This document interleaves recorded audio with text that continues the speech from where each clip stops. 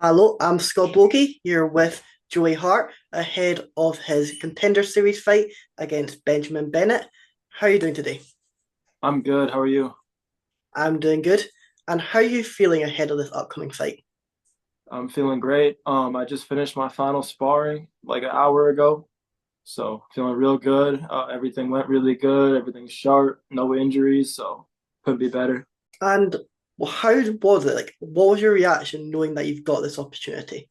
It was awesome. I mean, when I got that call from my manager, Jason House, it was a surprise because I was expecting to fight for LFA, and I was just waiting to hear who I was fighting, and then so it was a surprise in that way, but at the same time, I had a feeling something big was coming. So yeah, no, it was amazing getting that call. Yeah, like you were saying, you were preparing for the LFA card.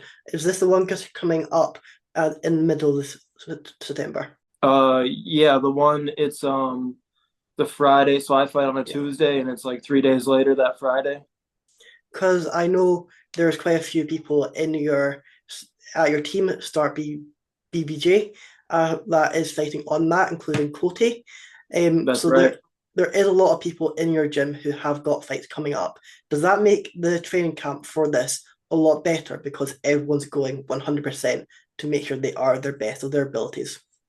For sure. No, it's perfect. I mean, we had three guys that fought recently, I think like 2 weekends ago. So, I'm getting beat up by them as they're in peak condition for their fight, and then now we got like 3, 4 guys that are getting ready to fight the same week as me or the week after me. So it's been great just having everyone really in shape, being able to push me and help me get in better shape. And in your last fight, it was against Tyler Scott, and it was a first round stoppage. How was that fight to you before that stoppage? Yeah, no, it was a good fight. Opponent I have a lot of respect for, like going in and after the fight. But going in, he was on like a 4 fight winning streak and I think like 3 fight knockout streak. Um, and so I knew he was dangerous. And kind of just went into the fire, just didn't really obviously it was only like a minute and a half, so we didn't really spend much time feeling each other out. Yeah. We just kind of planted our feet and got after it, and I caught him with a knee in the clinch and put him away. And do you feel like that cemented your career? Like that was the point where it's time for the next stage? Yeah, I think for a lot of people, because it was my first fight on UFC Fight Pass, and then like I think UFC Fight Pass Instagram reposted it, so it got a lot of views there, and LFA posting it. But I mean, I felt like before that, like the couple of fights I had before that really got me ready. And we're also big fights. They just weren't on the same platform. But yeah, definitely that was a breakthrough performance for me.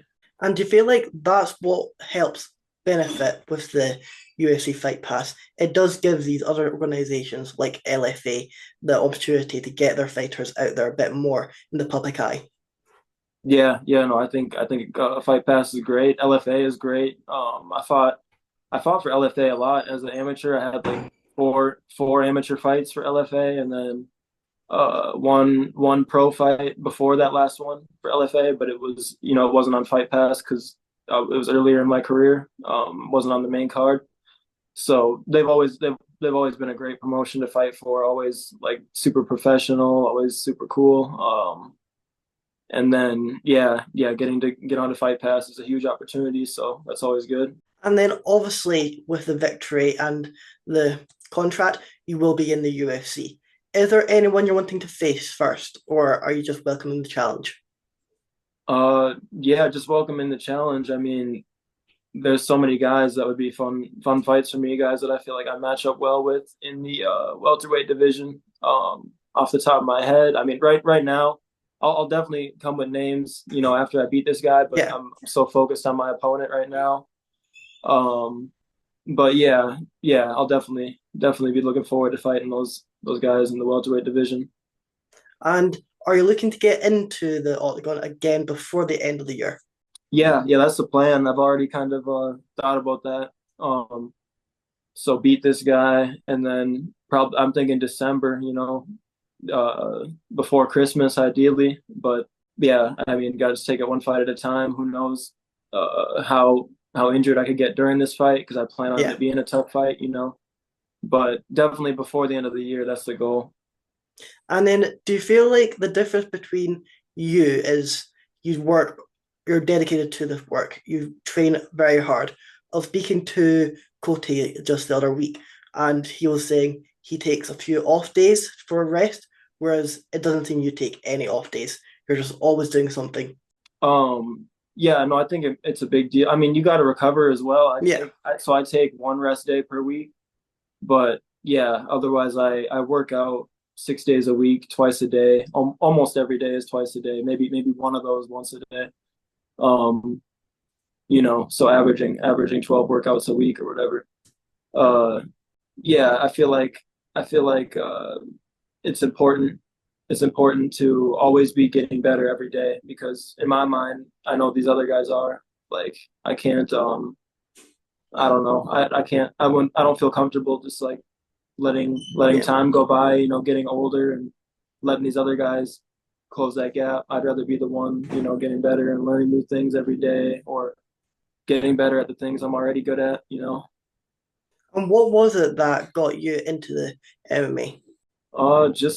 Just being a fan. I just like seeing highlights on YouTube and then eventually like actually watching the live events, on the UFC. Um, yeah, just being a huge fan, really. And then I was only a fan for probably 2 years before I actually started like fighting myself, or at least training, and then fighting right when I started training. So yeah, just being a fan. And who was it that you were looking up to? The first fighter I ever saw was Anderson Silva, and that like he hooked me for sure. Like I was just captivated by what he was doing, and that was the number one. But after him, I mean, Tony Ferguson, like Robbie Lawler. There's so many guys. Yeah. Like the 2014, 2015 kind of era. Those are kind of my favorite fighters. And what do you feel like so far has been the trickiest fight? For me, my trickiest fight, I mean, my one pro loss, obviously, that was tricky since I couldn't figure that one out. Yeah. But for a fight that I won, I'll say Scott Ritz. Scott Ritz was a real tough fight. And yeah, no, I got hurt in that fight. Definitely the most hurt I've ever been in a fight, and had to overcome that. Had to dig deep, and then put him away in the second round. And has there ever been anything during a fight that has surprised you, like from what like a fighter has done? Um, hmm, I mean, oh yeah, for sure, for sure. So the only time I've ever been finished in my amateur or pro career in 20 fights, I got caught with a heel hook, and this was when I didn't know at all like about leg locks. I mean, I was a white belt and an amateur, and I just didn't have any clue about how to defend them. So I had dropped the guy. I dropped him. I didn't jump on him, which is another mistake I made there, and then let him back up. He eventually took me down, and it was weird because he was like on top, so I'm just kind of defending ground and pound and whatever, and he Yeah. just jumped back on a heel hook, and I was just caught. I tried to roll, but yeah, luckily I didn't blow my knee out or whatever. But yeah, I had to tap on that one, and that was a shock. Exactly. And with your last fight, what do you feel like has been the biggest improvement in your overall game? You said since my last fight? Yes.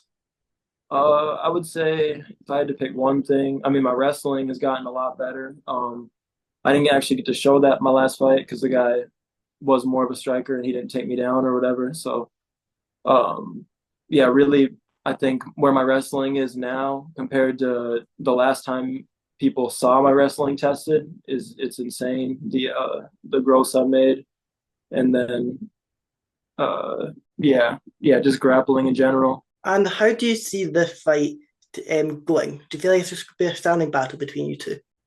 Yeah, I think so. It's hard to tell because I've seen other fights of his where he likes to mix it up. even like in my opinion when he shouldn't have. Like I felt like there's a fight where I saw him just boxing a dude up, and I'm like, keep doing that, but he would keep shooting and not even finishing takedowns, kind of just ended up Yeah. like stalling out. But it's a contender series, and I feel like he understands what's on the line with this opportunity. You got to perform, you got to impress, you got to win. It's not it's multiple factors at play. But of course, yeah, we've been working on grappling, so I'm expecting a well-rounded game plan, I guess, because that's what I've seen of him every time. But I'm also ready for just 3 rounds of striking because I think that's what people want to see. Yeah, exactly. And like you're saying, you do need to put on a performance because, like Torres Finney found out, he got the finish the first time, wasn't given the contract, came back, Right. got the decision victory, and still wasn't able to get the contract. So it is a part. It is what the performance is on in the cage that determines that contract. Yeah. No, I agree. I agree, and it's a factor for sure. I mean, even in my training, I'm training to finish, because nobody's getting knockouts and not getting a contract. So Yeah, I mean, if I can put them away, doesn't really matter how the fight goes before that point or whatever, or just got to get a finish and I get a contract. It's that simple. and like you were saying, you have been watching a few of his fights. How much do you value the tape study in the sport? Oh yeah, tape study's big. Yeah, no, I mean I've had guys because I've just the amateur system. You can't Yeah, always find film, so I've had fights where I fought a guy and basically watched zero film on him before, and it's not ideal. But yeah, no, film study's huge. I feel like for this fight, I pretty much had one good session where I sat down and kind of watched all his best fights, and then my coaches watch film, and it's always interesting. Like my coaches watching film and I watch film, and then we kind of come together and both like a lot of the time we'll have similarities, we'll agree on things, but then it's always something they see that I didn't. So then it's nice to kind of collaborate on a game plan and then work that for 8 weeks or whatever. and do you just watch film on your opponent, or do you record your own training sessions and watch that back? Yeah, I record a lot of my sparring sessions, or someone else will be there recording and send me it. So yeah, I've watched a lot of my sparring sessions this camp. I feel like that's important. I feel like especially, I mean, you're taking damage in sparring. Yeah, That's probably more than the fights, realistically. I mean, ideally, train hard, fight easy, whatever. You go, especially like my last fight, you go in there, it's a minute and a half. I'm definitely taking way more damage over the course of a training camp. So when you think about that, it's like, okay, this is a necessary evil. You have to spar if you're gonna fight. So why wouldn't you maximize it, and take if you're gonna spar anyways, you should try to take as much as you can from that. Filming the session is a good way to do that. exactly. And I wish you the best of luck for your fight. I know you're gonna go out there and get that victory and get that UFC contract. I'll let you have the final word. Anything else you're wanting to add or anyone you're wanting to shout out? For sure, I appreciate it, and yeah, thank you to all my training partners who've been pushing me, everyone who was there today at sparring for the last session, and everyone who's been there these last 10 weeks or yeah, 10 weeks, whatever. Uh, my coaches, shout out to my sponsors, shout out to Leroy Auto Body Repair, shout out to M&M Construction, shout out to Zweets, and yeah, just everyone who's been helping me this camp. Well, that sounds great.